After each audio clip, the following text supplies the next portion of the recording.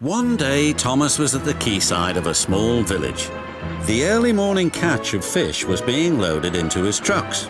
The work took a long time. The fishermen were using old equipment and Thomas was worried. "I'm going to be late for Henry at the docks. He won't like this. Please hurry up," and Thomas was rudely interrupted.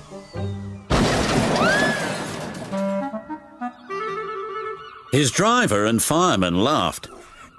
"Phew," sniffed Thomas. "What a pong!" He was glad when they were speeding along the beautiful coastal run.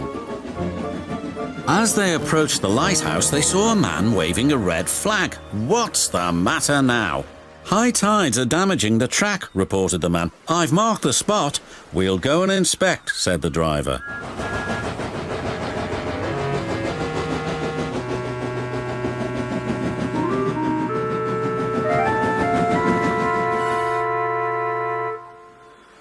"It would be dangerous for heavy engines like Henry," agreed the driver, "but for Thomas it's safe enough."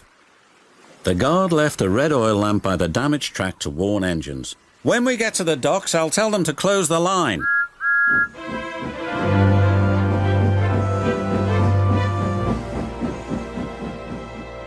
Henry was waiting anxiously for Thomas's trucks.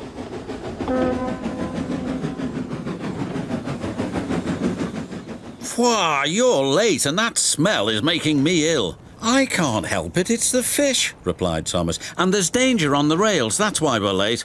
"Huh, you're the only danger on the rails, Thomas. Now stop wasting time and get your trucks hitched to my train." Thomas's driver and fireman were in the yardmaster's office when they heard Henry's whistle. There he was, steaming out of the station with his long, heavy train called the Flying Kipper. "What route is Henry taking tonight?" asked the driver. "The coastal run, it's the quickest." "But I told you that's dangerous for a big engine like Henry." The yardmaster quickly phoned the signalman. Henry roared past the signal box. "I'll soon make up for lost time."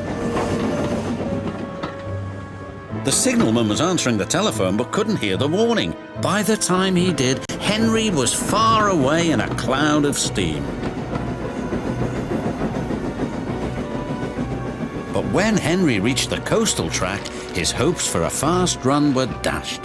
Fog floated everywhere. "I can't see," cried Henry. Nor could his driver.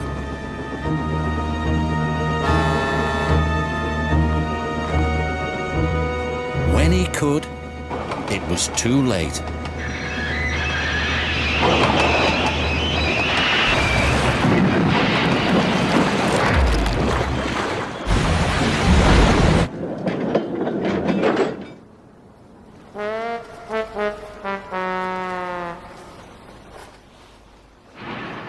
As soon as the tide was high enough, Henry was craned out of the water. "Engines don't swim, Henry. You were meant to deliver fish, not swim with them," said the fat controller. "You should know that by now." "Yes, sir. I'm sorry, sir." When Henry arrived at the docks, Cranky the crane looked down at him disdainfully. My, Henry, I expect you'll have some fishy tales to tell, but take my advice, have a long hose down first." "Ha!" hissed Henry, but there was worse to come. "Look," said a child, "they've caught all this fish and a green whale too. It's not a whale, it's a monster." Henry was most upset.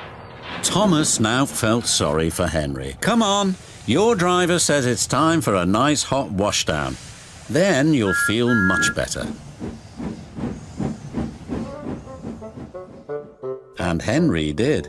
"I'm sorry I was rude to you, Thomas." "Oh, that's all right.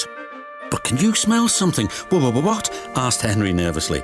"Fresh air." "Oh, yes," replied Henry.